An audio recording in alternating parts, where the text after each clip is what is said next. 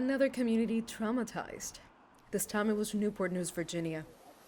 One of the latest school shootings in the U.S. was perpetrated by a 6-year-old, critically wounding his teacher, Abigail Swerner, during class. Casey Seipold got a call from her son the day of the shooting. He said there was a lockdown and that he was afraid. You never think that it's going to be your kid, your school. I really want what's best for him, and I want him to feel safe at his school. Just days into 2023, the shooting took place, and a day gun injuries were reported at 2 other U.S. schools, according to a tracker compiled by the Education Week news organization. On January 23rd, 2 teenage students were killed, and an adult male was injured at an alternative educational program for at-risk youth affiliated with the Des Moines School District in Iowa. Police cited an alleged gang dispute. I think it's an epidemic. They're watching too much violence on TV. They're watching too much violence on the internet, and they become immune to it.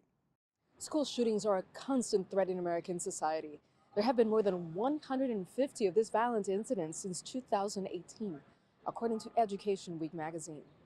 The community of Newport News is still grappling with the notion of such violence carried out by a first grader. A 6-year-old doesn't really know reality from any fantasy. A 6-year-old can think and say, I'm angry, I want to shoot you, but to them it's bang bang like they would watch on TV. It's not that I'm really meaning and planning on killing you, but they can be very angry. And a common theme resurfaces: warnings that school administrators allegedly ignored.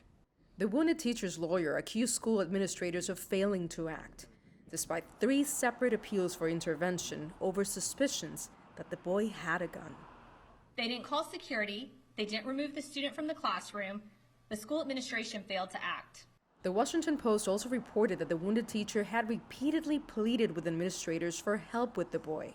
The Post says officials downplayed the significance of the boy's behavior, even when it included an alleged threat to light a teacher on fire and watch her die. In analyzing the highest profile school shootings, we know that allegations of failures focus on failures of human factors, people, policies, procedures, and training. There's very little support for mental health in the schools and in the community. The superintendent of the Newport News School District was fired in the aftermath of the shooting. The school's principal was removed from her post, while its assistant principal resigned.